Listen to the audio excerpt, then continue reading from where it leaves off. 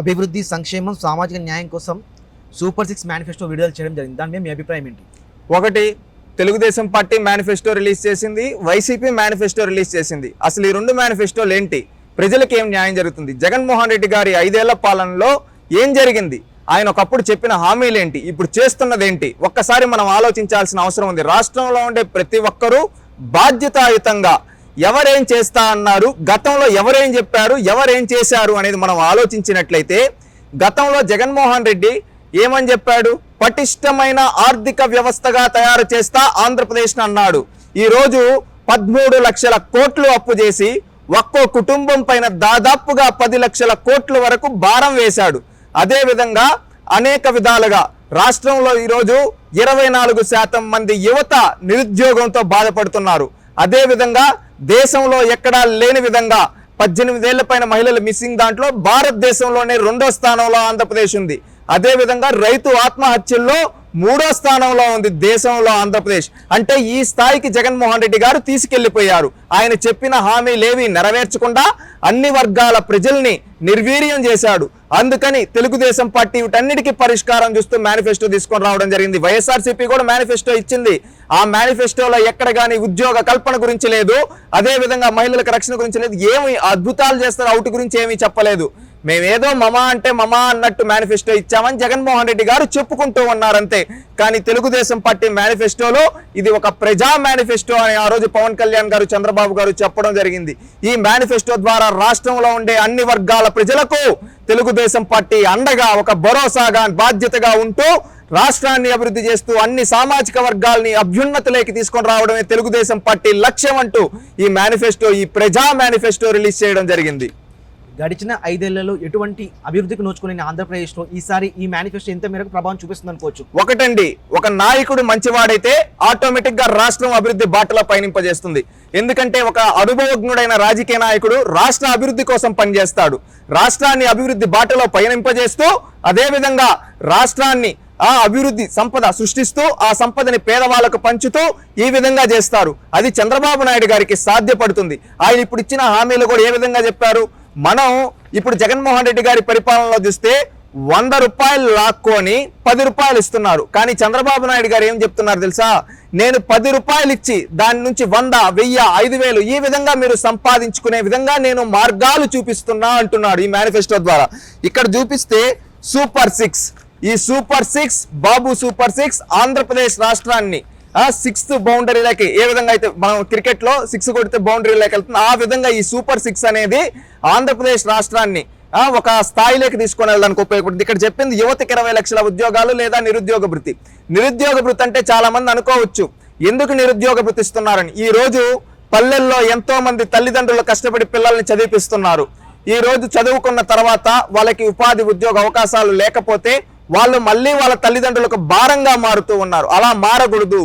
ప్రభుత్వం నుంచి ఆ బిడ్డలకి మనం సహాయం అందించగలిగితే వాళ్ళు ఫ్రీగా, అంటే తల్లిదండ్రుల పైన ఆధారపడి వాళ్ళ మైండ్ అనేది ఇంట్లో వాళ్ళ కష్టాల గురించి కన్నా వాళ్ళ ఉద్యోగం పైన లక్ష్యం వైపు ఉంటుంది. ఇప్పుడు ఏదన్నా వాళ్ళు ఒక మెటీరియల్ తీసుకోవాలన్నా, లేదా ఇంకేదన్నా వాళ్ళు ఏదైనా కోర్స్ తీసుకోవాలన్నా, లేదన్నా ఏదైనా అప్లికేషన్ ఇవ్వాలన్నా ప్రభుత్వం తరపు నుంచి వాళ్ళకి ఒక చేయూతనిచ్చినట్టు ఉంటుంది. వాళ్ళు చదువుకొని వాళ్ళు ఉద్యోగం సంపాదించుకుంటారు. వాళ్ళు ఉద్యోగం సంపాదించుకుంటే ఆటోమేటిక్ గా వాళ్ళే ప్రభుత్వానికి ట్యాక్స్ కడతారు. ఆ విధంగా ముందు వాళ్ళ తల్లిదండ్రుల పైన వాళ్ళు ఆధారపడకుండా వాళ్ళకి నిరుద్యోగ భృతి ఇచ్చి ప్రభుత్వం నుంచి ఆదుకున్నాం, వాళ్ళకు ఉద్యోగం కల్పిద్దాం. ఉద్యోగం కల్పించిన తర్వాత వాళ్ళే కుటుంబాన్ని, రాష్ట్రాన్ని నడిపిస్తారని ఉద్దేశంతో నిరుద్యోగ భృతి చంద్రబాబు నాయుడు గారు మొదలు పెట్టడం జరిగింది. గతంలో ఇచ్చారు, కానీ ఈ ప్రభుత్వం ఆపేసింది. మళ్ళీ వచ్చిన తర్వాత ప్రతి ఒక్క నిరుద్యోగికి 3000 నిరుద్యోగ భృతి లేదా 20 లక్షల ఉద్యోగాలు ప్రభుత్వ, ప్రైవేట్, అదే విధంగా స్వయం ఉపాధి రంగాల్లో కల్పిస్తామని క్లారిటీగా చెప్పడం జరిగింది. అదే విధంగా స్కూల్కి వెళ్లే ప్రతి విద్యార్థికి ఏడాదికి 15,000. ఇది ఎందుకోసం అంటే ఈ రోజు జగన్మోహన్ రెడ్డి గారు కూడా ఇస్తా ఉన్నారు. ఏంటి? అర్ధబద్ధ భాగం దాన్ని కట్ చేసి ఇస్తూ ఉన్నాడు. ఆ విధంగా కాదు. ఇంట్లో ఎంతమంది పిల్లలుంటే అందరినీ సమానంగా చూడాలి. అది ప్రభుత్వం ఆ విధంగా సమానంగా చూసినప్పుడు తల్లిదండ్రులు కూడా అదే విధంగా సమానంగా చూస్తారు. ఆ విధంగా చూసినప్పుడు వాళ్ళ మధ్య ఎందుకంటే కొంతమంది ఇళ్లలో చూస్తుంటారు, ఒకరిని బాగా చూస్తూ ఒకరిని బాగా చూడకుండా. అప్పుడు ఏమవుతుందంటే వాళ్ళ మైండ్ లో చిన్నప్పటి నుంచి తమ్ముళ్ళ పైన కావచ్చు, అక్కల పైన, చెల్లెల పైన కావచ్చు ఒక ద్వేషం అనేది ఉంటుంది. అది పెద్ద అయిన తర్వాత ఆస్తి తగాదాలకి ఈ విధంగా దారి తీస్తుంది. ఆ విధంగా ఉండకూడదు. అది చిన్నప్పటి నుంచే మొదలవ్వాలి. చిన్నప్పటి నుంచే మొదలవ్వాలంటే ప్రభుత్వం ఏం చేయాలి? అందరికీ సమానంగా ఇచ్చామనుకో. ఇప్పుడు ఇంట్లో 3 పిల్లలు ఉన్నారు, ముగ్గురికి 15,000 ఇచ్చేద్దాం, ఏమైపోతుంది? అప్పుడు సమానంగా అప్పుడు ఇంట్లో తల్లిదండ్రులు కూడా సమానత్వంగా చూస్తారు. ఆ విధంగా ఏమంటే సమాజం ఒక మంచి సమాజాన్ని నిర్మించి వాళ్ళందరినీ ప్రభుత్వం ఆదుకుంటుంది అని ఒక భరోసా ఇచ్చిన వాళ్ళం అవుతామని చెప్పి తల్లికి వందనం కింద ఎంతమంది పిల్లలుంటే అంతమందికి 15,000 రూపాయలు ఇవ్వడం కావచ్చు. అదే విధంగా ప్రతి రైతుకి ఏడాదికి 20,000 రూపాయల ఆర్థిక సాయం. ఎందుకంటే ఈ జగన్మోహన్ రెడ్డి గతంలో చెప్పాడు ఏమని తెలుసా, 15,000 ఇస్తా, 14,000 ఇస్తాను, రాష్ట్రంలో ఇచ్చేది ఏంటంటే 6,000, మిగతాదంతా ఏంటంటే మోడీ డబ్బులు. ఈ రోజు పల్లెల్లో రైతులను అడిగితే చెప్తారు ఎక్కడన్నా అంటే మోడీ డబ్బులే ఇస్తా ఉన్నాడు కానీ వీడెక్కడ ఇస్తున్నాడు జగను అని చెప్పి ఈ రోజు పల్లెల్లో రైతులను మాట్లాడుకునేది. అదే విధంగా ఈ జగన్మోహన్ రెడ్డి వచ్చిన తర్వాత కల్తీ విత్తనాలు, కల్తీ ఎరువులు అయిపోయి ఈ రోజు రైతులు పండించిన పంట గిట్టుబాటు ధర లేకుండా ఎంతో మంది రైతులు ఆత్మహత్యలు చేసుకుంటున్నారు. దీనికి చెక్ పెట్టాలంటే ఖచ్చితంగా తెలుగుదేశం పార్టీ వచ్చిన తర్వాత ఆర్థిక సహాయం చేస్తూ అదే విధంగా ఈ కల్తీ విత్తనాలు, కల్తీ ఎరువుల్ని బ్యాన్ చేసి మంచి విత్తనాలు, మంచి ఎరువులు ఇచ్చి వాళ్ళకి చేయూతనిచ్చి రైతులకు అదే విధంగా నీళ్లు ఇచ్చి పంటలు పండించుకునే విధంగా తెలుగుదేశం పార్టీ చేస్తుంది అని చెప్పి రైతులకు ఆర్థిక సాయం 20,000 రూపాయలు ఇస్తుందని తెలుగుదేశం పార్టీ చెప్పడం జరిగింది. అదే విధంగా ప్రతి ఇంటికి ఈ రోజు మహాశక్తి, ఈ స్త్రీ శక్తి అనేది ఒక మహాశక్తిగా మార్చి ప్రతి ఒక్క మహిళను తన ఇంట్లో ఏ విధంగా మహిళలు కుటుంబాన్ని నడిపిస్తున్నారు అదే విధంగా రాష్ట్రంలో ఉండే ప్రతి ఒక్క మహిళ వాళ్ళ కుటుంబాన్ని నడిపించే విధంగా చంద్రబాబు నాయుడు గారు రూపకల్పన చేశారు. ఈ రోజు భువనేశ్వరి గారు, బ్రాహ్మణి గారు ఏ విధంగా అయితే కుటుంబానికి అండగా నిలబడ్డారో అదే విధంగా రాష్ట్రంలో ఉండే ప్రతి మహిళ వాళ్ళ కుటుంబాల్లో అదే విధంగా అండగా ఉండాలనే ఉద్దేశంతో ఈ మహాశక్తి కార్యక్రమం స్టార్ట్ చేయడం జరిగింది. గతంలో మహిళలకి తెలుగుదేశం పార్టీ ఆస్తిలో సమాన హక్కు కల్పించింది. అదే విధంగా కాలేజీల్లో, ఉద్యోగాల్లో రిజర్వేషన్ కల్పించింది తెలుగుదేశం పార్టీ. ఆర్టీసీలో కండక్టర్లుగా మహిళలకు తొలిసారి అవకాశం ఇచ్చింది తెలుగుదేశం పార్టీ. అదే విధంగా డ్వాక్రా అనే ఒక సిస్టమ్ తీసుకొని వచ్చి మహిళల్లో ఒక రెవల్యూషన్ తీసుకొని వచ్చింది తెలుగుదేశం పార్టీ. రేపు భవిష్యత్తులో అదే విధంగా ఒక రెవల్యూషన్ కి శ్రీకారం చుట్టారు. ఏ విధంగా అంటే ఆడబిడ్డ నిధి. ఈ ఆడబిడ్డ నిధి అంటే ఏంటంటే ఈ రోజు ఎవరైనా కానీ ఆంటర్‌ప్రెన్యూర్స్ ఎలా తయారు చేస్తారు, ఏదో మనం ఫస్ట్ ఒకరికి వాళ్ళకి ఎన్నో ఆలోచనలు ఉంటాయి, వాళ్ళ ఆలోచనలకు వాళ్ళు ముందుకెళ్లాలంటే వాళ్ళకి ఎవరో ఒకరు సహాయం చేయాలి. అదే విధంగా ఈ రోజు మహిళలు ఎక్కడ కానీ డబ్బుల్ని వృధా చేయరండి. వాళ్ళు ఏం చేస్తారు, ఇంకా ₹1 100 రూపాయలు ఎలా చెయ్యాలా అని ఆలోచిస్తారు మహిళలు ఎప్పుడు. అందుకని ప్రభుత్వం ఏం చేస్తూ ఉంది, 3 స్కీమ్స్ పెట్టింది. ఉచితంగా 3 గ్యాస్ సిలిండర్లు సంవత్సరానికి, రెండోది ఉచిత బస్సు ప్రయాణం, మూడోది ఆడబిడ్డ నిధి కింద ప్రతి మహిళకు 1,500 రూపాయలు. ఈ 3తో లింక్ చేసి మీరు ఒక్కసారి చూస్తే చంద్రబాబు నాయుడు గారి విజన్ ఏ విధంగా ఉందో, ప్రతి ఒక్క మహిళను ఏ విధంగా ఆంటర్‌ప్రెన్యూర్ చేయాలనో మీకు అర్థమవుతుంది. ఈ రోజు 1,500 రూపాయలు ప్రభుత్వం తరపు నుంచి మహిళలకు ఇస్తాం. ఆ మహిళలు ఏం చేస్తారు, ఆ 1,500ని ఎలా 3,000 చేయాలా అని ఆలోచిస్తారు. అలాంటి సమయంలో ఇప్పుడు పల్లెల్లో ఉండే మహిళలు అయితే వాళ్ళ ఇంటి చుట్టుపక్కల ఎన్నో ఖాళీ స్థలాలు ఉంటాయి. అలాంటప్పుడు ప్రభుత్వం వాళ్ళకి 1,500 రూపాయలు ఇస్తే వాళ్ళు ఆ 1,500 రూపాయలతో ఫ్రీ బస్సులో పట్టణానికి వెళ్ళి విత్తనాలు తీసుకొని, అంటే ఆకుకూరలకి గింజలు ఉంటాయి కదా, ఆ గింజలు తీసుకొని వస్తారు. లేదంటే వాళ్ళకు వంటలు బాగా చేయడం వస్తే దానికి సంబంధించిన ముడిసరికి తీసుకొని వచ్చుకుంటారు, వెళ్తారు, ఫ్రీ బస్సులో వెళ్తారు పట్టణానికి, అక్కడి నుంచి తీసుకుంటారు, మళ్ళీ ఫ్రీ బస్సులో వస్తారు. ఇక్కడ ఇంట్లో ఏమంటే చంద్రబాబు నాయుడు గారు ఇచ్చిన గ్యాస్ ఉంటుంది, గ్యాస్ సిలిండర్ ఉచితంగా 3 గ్యాస్ సిలిండర్లు. అప్పుడేముంది, ఆ గ్యాస్ పైన ఇప్పుడు వంటలు చేయగలిగే వాళ్ళు అయితే పిండి వంటలు చేస్తారు. ఏంటి, ఆ గ్యాస్ పైన ఆ సరుకును తీసుకొని వచ్చుకుంటారు, చేసుకుంటారు. అప్పుడేమంటే వాళ్ళకు ₹1 ఖర్చు అవుతుంది. ఎక్కడ అక్కడికి వెళ్తారు, ప్రభుత్వం ఇచ్చిన డబ్బులతోనే తెచ్చుకుంటారు, మళ్ళీ ఇక్కడికి వస్తారు, ఇక్కడ ఫ్రీ గ్యాస్ సిలిండర్ దానిపైన చేస్తారు, ఆ చేసిన తర్వాత మళ్ళీ ఫ్రీ బస్సులో వెళ్తారు, అమ్ముకుంటారు. ఇప్పుడు దాని నుంచి వాళ్ళు అమ్ముకుంటే వాళ్ళకి ఎంత డబ్బులు వస్తుంది. ఈ విధంగా ఆంటర్‌ప్రెన్యూర్స్ గా తయారు చేయండి. కొంతమంది టైలరింగ్ వచ్చిన వాళ్ళు కావచ్చు, లేదా ఇంకేమైనా ప్రోడక్ట్స్ తయారు చేయగలిగే వాళ్ళకి చేసుకుంటారు. అప్పుడు వాళ్ళు అమెజాన్ ద్వారా వీటి ద్వారా అమ్ముకుంటారు. అప్పుడు దీన్ని బట్టి చూడండి, ఒక మహిళల్ని ఏ విధంగా ఆంటర్‌ప్రెన్యూర్స్ గా తయారు చేయాలని చంద్రబాబు నాయుడు గారి విజన్ చూడండి. ఆ విజన్ తో ఆయన ప్రతి ఒక్క మహిళని ఒక మహాశక్తిగా తయారు చేద్దామని ఈ విధంగా చేసుకుంటారు. ఈ విధంగా చేసుకున్నప్పుడు ప్రతి ఒక్క మహిళ తానే కుటుంబాన్ని నడిపిస్తుంది. ఒకరిపైన ఆధారపడాల్సిన అవసరం లేదు. తన భర్త పైనో, తన కొడుకు పైనో ఎవరిపైన ఆధారపడాల్సిన అవసరం లేదు. వాళ్ళే సొంతంగా ఎదుగుతారు, వాళ్ళు ఒక 10 మందికి మార్గాన్ని చూపిస్తారనే ఉద్దేశంతో చంద్రబాబు నాయుడు గారి మహాశక్తి అనే కార్యక్రమం ఉంది. ఇది ప్రతి ఒక్క మహిళని ఒక స్త్రీ శక్తి, మహాశక్తిగా తయారు చేసేదానికి ఉపయోగపడుతుంది. ఈ ఉచితంగా 3 గ్యాస్ సిలిండర్లు కావచ్చు, అదే విధంగా ఉచిత బస్సు ప్రయాణం కావచ్చు, ప్రతి నెల 1,500 రూపాయలు ఎవరైతే మహిళలు ఉన్నారో వాళ్ళు. ఇప్పుడు ఇంట్లో ఒకవేళ 3 ఉన్నారనుకోండి, 4,500 వస్తుంది. ఆ 4,500 ఇంట్లో ఉండే వాళ్ళంతా కలిసిమెలిసి చేసుకుంటే ఎంత సంపాదించవచ్చు. వాళ్ళే ప్రభుత్వానికి తిరిగి ఇచ్చే స్థాయిలో వాళ్ళని తయారు చేయాలనే ఉద్దేశంతో ఈ స్కీమ్ స్టార్ట్ చేయడం జరిగింది. అదే విధంగా ఇంటింటికి సురక్షిత నీరు ఇప్పుడు చూస్తూ ఉన్నాం. విజయవాడ దగ్గర కావచ్చు, కొన్ని ప్రాంతాల్లో ఈ రోజు నీళ్లు కలుషితం అయిపోయి ఏ విధంగా వస్తాయి, అవుట్నే జనాలు తాగాలని ఆ పరిస్థితికి తీసుకొని వచ్చి జగన్. అందుకని రేపు వచ్చిన తర్వాత ప్రతి ఇంటికి కుళాయి కనెక్షన్ తీసుకొని వచ్చి ఉచితంగా ప్రతి ఒక్కరికి నీరు అందిస్తామనే ఉద్దేశంతో చంద్రబాబు నాయుడు గారు చేయడం జరిగింది. అదే విధంగా రాష్ట్రంలో ప్రతి ఒక్కరిని ప్రజా రాజధాని కట్టి అదే విధంగా రాష్ట్రానికి ఒక దిక్సూచిగా చేస్తామని చెప్పి చంద్రబాబు నాయుడు గారు చెప్తున్నారు. అదే విధంగా యువత సంక్షేమం కోసం ఎందుకంటే రాష్ట్రంలో ఈ జగన్మోహన్ రెడ్డి గారి ప్రభుత్వంలో యువత అన్ని విధాలుగా నష్టపోయారు. అలాంటి యువతకు భవిష్యత్తునిచ్చేదానికి తెలుగుదేశం పార్టీ మెగా డిఎస్సి పైన తొలి సంతకం పెడతామని చెప్పడం జరిగింది. జగన్మోహన్ రెడ్డి గారు ఒకప్పుడు డిఎస్సీ 5 ఏళ్లుగా డిఎస్సీ ఇవ్వలేదు. అందుకని తెలుగుదేశం పార్టీ రేపు అధికారంలోకి వచ్చిన తర్వాత మొదటి సంతకం మెగా డిఎస్సీ పైన పెట్టి ఎంతమంది అయితే డిఎస్సీకి ప్రిపేర్ అవుతాం వాళ్ళందరికీ ఉద్యోగాలు కల్పించే బాధ్యత నాది అంటూ ఉన్నారు చంద్రబాబు గారు. అదేవిధంగా ఉత్తరాంధ్ర, కోస్తా, రాయలసీమ ప్రాంతాలు 3 ప్రాంతాలని అభివృద్ధి చేసి రాష్ట్రాన్ని ఒక ఉద్యోగ కల్పనకు దిక్సూచిగా ఉండే విధంగా తీర్చిదిద్దాలనుకుంటూ ఉన్నారు. అదేవిధంగా అత్యధిక ఉద్యోగ కల్పనలు ఏ విధంగా అంటే ఎంఎస్ఎంఈల ద్వారా చేసి రాష్ట్రాన్ని అభివృద్ధి బాటలో పయనింపజేయాలని చంద్రబాబు నాయుడు గారు చూస్తున్నారు. అదేవిధంగా యువతని మన యువత ప్రపంచాన్ని శాసించే విధంగా తయారు చేసేదానికి చంద్రబాబు నాయుడు గారు శ్రీకారం చుట్టారు. అదేవిధంగా బీసీ డిక్లరేషన్, బీసీలకు 50 సంవత్సరాలకే నెలకు 4,000 పెన్షన్ ఇచ్చేదానికి తెలుగుదేశం పార్టీ శ్రీకారం చుట్టింది. అదేవిధంగా ఈ జగన్మోహన్ రెడ్డి గారి ప్రభుత్వంలో అనేక మంది బీసీలు దగాపడ్డారు. అలాంటి బీసీలందరి కోసం, బీసీల పార్టీ అయిన తెలుగుదేశం పార్టీ బీసీలకు ప్రత్యేక రక్షణ చట్టం తెచ్చి బీసీలందరికీ తెలుగుదేశం పార్టీ అండగా ఉంటుంది. ఈ రక్షణ చట్టం ద్వారా బీసీలను ఎవరన్నా టచ్ చేయాలంటే ముందు తెలుగుదేశం పార్టీని టచ్ చేయాలనే విధంగా ఈ రక్షణ చట్టం తీసుకొని రావడం జరిగింది.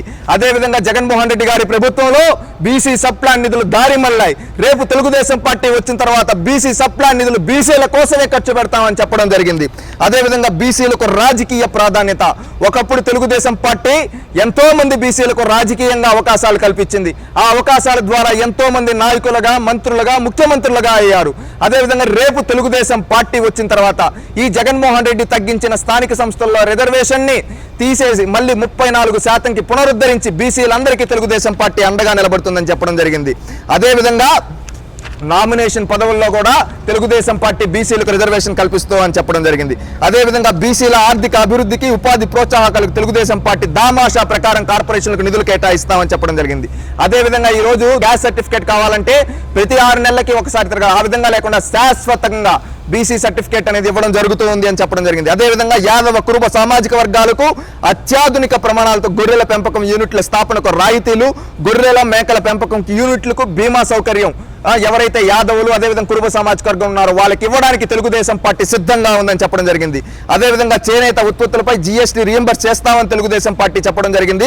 నాయ బ్రాహ్మణులకు అండగా ఉంటూ దేవాలయాల్లో పనిచేసే నాయ బ్రాహ్మణులకు 25,000 గౌరవ వేతనం, షాపులకు 200 యూనిట్లు ఉచిత విద్యుత్ అని చెప్పి తెలుగుదేశం పార్టీ చెప్పడం జరిగింది. అదేవిధంగా గీత కార్మికులకు మద్యం షాపుల్లో 10% కేటాయిస్తుంది తెలుగుదేశం పార్టీ అని చెప్పడం. అదేవిధంగా వడ్డెర సామాజిక వర్గానికి క్వారీల్లో 15% రిజర్వేషన్, రాయల్టీ, సీనరీ ఛార్జీలు మినహాయింపు తెలుగుదేశం పార్టీ ఇస్తామని చెప్పడం జరిగింది. అదేవిధంగా రజకులకి దోబీ ఘాట్ల నిర్మాణం, ప్రోత్సాహం, విద్యుత్ ఛార్జీలపైన రాయితీ తెలుగుదేశం పార్టీ కల్పిస్తుందని చెప్పడం జరిగింది. అదేవిధంగా మత్స్యకారులకి సముద్రంలో వేట విరామ సమయంలో మత్స్యకారులకు 20,000 రూపాయలు ఆర్థిక సాయం, జీవో 217ను రద్దు చేసి బోట్ల మరమ్మతులు, ఆధునిక కమ్యూనికేషన్ కి ఆర్థిక సాయం తెలుగుదేశం పార్టీ అందిస్తుంది అని చెప్పడం జరిగింది.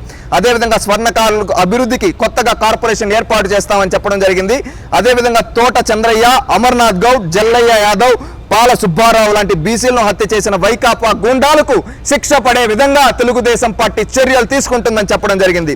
అదేవిధంగా మహిళలకు సంక్షేమం ఏ విధంగా అంటే స్వయం సహాయక సంఘాలకు వడ్డీ లేని రుణాలు 3 లక్షల నుండి 10 లక్షలు కేటాయించి వాళ్ళకు అండగా, వాళ్ళకు ఆర్థికంగా వాళ్ళు నిలదొక్కునే దానికి తెలుగుదేశం పార్టీ నిలబడుతుందని చెప్పడం. అదేవిధంగా ప్రత్యేక పథకం ద్వారా P4 మోడల్ మహిళలను ఆర్థికంగా బలోపేతం చేయడానికి చర్యలు తీసుకుంటూ ఉన్నారు.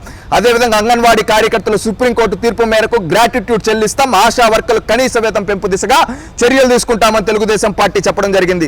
అదేవిధంగా పండుగ కానుకలు, పెళ్లి కానుకలు పునరుద్ధరిస్తాం. అదేవిధంగా విద్యార్థినీలకు కళలకు రెక్కల పథకం ద్వారా రుణాలు ఇచ్చి వాళ్ళు ఎంతవరకు అయితే చదువుకోగలుగుతారో అంతవరకు తెలుగుదేశం పార్టీ వాళ్ళని చదివిపిస్తుందని చెప్పడం జరిగింది. అదేవిధంగా ఉద్యోగులకు, పెన్షనర్స్ కావచ్చు, గత 5 ఏళ్లలో ఈ జగన్మోహన్ రెడ్డి వ్యవస్థలన్నింటినీ విధ్వంసం అయ్యాయి. ముఖ్యంగా ఉద్యోగులు, ఉపాధ్యాయులు తీవ్ర ఇబ్బందులు పడ్డారు. వాళ్ళందరికీ గౌరవాన్ని పునఃప్రతిష్ఠించి వాళ్ళ అనుకూల వాతావరణంలో వాళ్ళు పనిచేసేలా చర్యలు తెలుగుదేశం పార్టీ చేపడుతుందని తెలియజేయడం జరిగింది. అదేవిధంగా పాడి రైతులు, పల్లెల్లో చూస్తే పాడి రైతులు ఎంతో మంది ఒకటిపైన ఆధారపడి ఉంటారు. అలాంటి వాళ్ళందరికీ పశువుల కొనుగోలు, దానా, మందులు కొనుగోలుపై సబ్సిడీలు ఇచ్చి, ఇన్సూరెన్స్ సౌకర్యం కలిసి గోకులాలు ఏర్పాటు చేసి మేత కోసం బంజరు భూములు కేటాయిస్తుంది తెలుగుదేశం పార్టీ అని చెప్పడం జరిగింది. అదేవిధంగా గోపాల మిత్రుల పునర్మీకం దిశగా చర్యలు తీసుకుంటామని చెప్పడం జరిగింది. ఇవి మాత్రమే కాకుండా కాపుల సంక్షేమం కోసం, ఆర్యవైశ్యుల సంక్షేమం కోసం, క్షత్రియ సంక్షేమం కోసం, అగ్రవర్ణ పేదల సంక్షేమం కోసం, ఎస్సీ ఎస్టీల సంక్షేమం కోసం, ముస్లిం మైనారిటీల సంక్షేమం కోసం, క్రిస్టియన్ల సంక్షేమం కోసం, అదేవిధంగా ప్రతి ఒక్క సామాజిక వర్గానికి అన్ని విధాలుగా అండగా ఒక భరోసాగా తెలుగుదేశం పార్టీ ఉంటుంది అని చెప్పడం జరిగింది. పేదలందరికీ నాణ్యమైన ఇల్లు కట్టించే బాధ్యత, వ్యవసాయానికి 9 గంటల ఉచిత విద్యుత్ అందించే బాధ్యత, అదేవిధంగా రాయితీలు, సోలార్ పంపు సెట్లు అందించే బాధ్యత తెలుగుదేశం పార్టీ తీసుకుంటుంది. సామాజిక భద్రతా పెన్షన్ల పెంపు బాధ్యత తెలుగుదేశం పార్టీ తీసుకుంటుంది. ఏ విధంగా అంటే ఇప్పుడు 3,000 ఇచ్చే పెన్షన్ 4,000 చేసి ప్రతి ఒక్క కుటుంబానికి అండగా తెలుగుదేశం పార్టీ నిలబడుతుంది. ముఖ్యంగా బీసీ, ఎస్సీ, ఎస్టీ మైనారిటీలకు 50 ఏళ్లకే పెన్షన్ ఇవ్వడానికి తెలుగుదేశం పార్టీ శ్రీకారం చుట్టింది. అదేవిధంగా చంద్రబాబు నాయుడు గారి 2వ సంతకం ల్యాండ్ టైటిలింగ్ యాక్ట్ రద్దు. ఎందుకంటే ఈ జగన్మోహన్ రెడ్డి పేదవాళ్ళ భూముల్ని కాజేయడానికి ల్యాండ్ టైటిలింగ్ యాక్ట్ తీసుకొని వచ్చాడు. ఆ యాక్ట్ ద్వారా ఎంతో మంది పేదవాళ్ళ భూములు పోతాయని ఈ రోజు భయపడుతూ ఉన్నారు. రేపు తెలుగుదేశం పార్టీ వచ్చిన వెంటనే ఆ ల్యాండ్ టైటిలింగ్ యాక్ట్ రద్దు చేసి ప్రతి ఒక్కరికి ఇప్పుడు ముందు ప్రాసెస్ ఏ విధంగా ఆ విధంగానే చేస్తామని చెప్పడం జరిగింది. అదేవిధంగా కార్మికులకు రక్షణగా ఉంటాం. అదేవిధంగా పెట్రోల్, డీజిల్ ధరలు నియంత్రిస్తాం. మద్యం ధరలు నియంత్రణ, విషపూరిత మద్యం బ్రాండ్లు రద్దు చేస్తామని చెప్పి, అదేవిధంగా అన్నా క్యాంటీన్ల ఏర్పాటు, డొక్కా సీతమ్మ స్ఫూర్తితో ప్రతి ఒక్కరి ఆకలి తీర్చేదానికి తెలుగుదేశం పార్టీ సిద్ధంగా ఉందని తెలియజేయడం జరిగింది. అదేవిధంగా రంగానికి అండగా ఉంటాం. అదేవిధంగా సమగ్రాభివృద్ధి, రాష్ట్ర సమగ్రాభివృద్ధి కోసం తెలుగుదేశం పార్టీ కృషి చేస్తుందని తెలియజేయడం జరిగింది. ముఖ్యంగా పారిశ్రామీకరణ పెట్టుబడులు, ప్రజా రాజధాని అమరావతి పునర్నిర్మాణం, పర్యాటకంగా అభివృద్ధి, ఫుడ్ ప్రాసెసింగ్ యూనిట్లు, దేవాలయాలు, బ్రాహ్మణుల సంక్షేమానికి తెలుగుదేశం పార్టీ కట్టుబడి ఉంటుంది. అదేవిధంగా ముఖ్యంగా ఉత్తరాంధ్ర అభివృద్ధికి తెలుగుదేశం పార్టీ ఎల్లప్పుడూ అండగా నిలబడుతుందని తెలియజేయడం జరిగింది. విశాఖను ఒక ఆర్థిక రాజధానిగా అభివృద్ధి చేస్తాం. ఈ జగన్మోహన్ రెడ్డి గారి ప్రభుత్వంలో గంజాయి రాజధానిగా ఉన్న విశాఖను మళ్ళీ ఆర్థిక రాజధానిగా అభివృద్ధి చేస్తాం. వైజాగ్, చెన్నై ఇండస్ట్రియల్ కారిడార్లో ప్రధాన ప్రాంతాలను అనుసంధానం చేసి అభివృద్ధి చేస్తాం. అదేవిధంగా విశాఖ రైల్వే జోన్ ని ఏర్పాటు చేస్తాం. అదేవిధంగా విశాఖ ఉక్కును పరిరక్షిస్తాం. అదేవిధంగా ఉత్తరాంధ్ర సుజల స్రవంతి అయిన నాగావళి, వంశధార నదులు అనుసంధానం చేసి తోటపల్లి రిజర్వాయర్ ఆధునీకరణ చేసే వంటి ప్రాజెక్టుల సత్వర నిర్మాణం, జీడి మామిడి కొబ్బరి ధరల స్థిరీకరణ కోసం చర్యలు, కోటిపల్లి నరసాపురం రైల్వే లైన్ నిర్మాణానికి చర్యలు తీసుకుని తెలుగుదేశం పార్టీ అండగా ఉంటుంది. ఉత్తరాంధ్ర అభివృద్ధి తెలుగుదేశం పార్టీ లక్ష్యం అంటూ తెలుగుదేశం పార్టీ హామీలు ఇవ్వడం జరిగింది. అదేవిధంగా రాయలసీమ అభివృద్ధి, ఈ జగన్మోహన్ రెడ్డి చెప్తూ ఉంటాడు, నేను రాయలసీమ బిడ్డని, మూతి మీద మీసాలు దిప్పుతూ ఈ విధంగా తొడలు కొడుతూ చెప్తూ ఉంటాడు. కానీ రాయలసీమ కోసం నిధులు కేటాయించింది శూన్యం. అందుకని తెలుగుదేశం పార్టీ వచ్చిన తర్వాత రాయలసీమను అభివృద్ధి చేసి రతనాల సీమగా మార్చేదానికి తెలుగుదేశం పార్టీ కృషి చేస్తుంది. ఏ విధంగా అయితే గాలేరు, నగిరి, హాంద్రి, నేవా, అదేవిధంగా రాయలసీమలో అనేక ఇరిగేషన్ ప్రాజెక్టులు పూర్తి చేసి, అదేవిధంగా రాయలసీమని ఒక ఎలక్ట్రానిక్ హబ్ గా, ఒక ఆటోమొబైల్ హబ్ గా, అదేవిధంగా ఒక మ్యానుఫ్యాక్చరింగ్ హబ్ గా, ఒక హార్టికల్చర్ హబ్ గా మార్చి రాయలసీమ అభివృద్ధికి తెలుగుదేశం పార్టీ కట్టుబడి ఉంటుంది. రాయలసీమ అభివృద్ధి తెలుగుదేశం పార్టీ యొక్క లక్ష్యం. రాయలసీమను ఎప్పుడో గతంలో అభివృద్ధి చేసింది, రేపు అభివృద్ధి చేయబోది తెలుగుదేశం పార్టీ. రాయలసీమలో 52 నియోజకవర్గాలకి నీళ్ళిచ్చి రైతులను ఆదుకుంటామని తెలిపి తెలుగుదేశం పార్టీ తెలియజేయడం జరిగింది. అదే విధంగా ఉత్తరాంధ్ర కావచ్చు, రాయలసీమ కావచ్చు, గోదావరి జిల్లాలు కావచ్చు, అన్నిటినీ అభివృద్ధి చేసి రాష్ట్రాన్ని అభివృద్ధి బాటలో పయనం చేసి ఆదాయాన్ని సృష్టించి ఆ ఆదాయాన్ని మళ్ళీ పేదవాళ్ళకు పంచి రాష్ట్రాన్ని అభివృద్ధి బాటలో తీసుకొని పోవడానికి ప్రజా మేనిఫెస్టో ఉపయోగపడుతుంది. ప్రజలందరూ కూడా ఆలోచించాలి.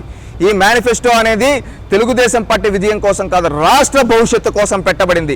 రాష్ట్రం అభివృద్ధి చెందాలంటే జగన్ లాంటి రాక్షసులు పోవాలి, రాష్ట్రం బాగుపడాలి, రాష్ట్రం గెలవాలి. రాష్ట్రం గెలవాలంటే జగన్ పోవాలి. అది గుర్తుపెట్టుకోండి.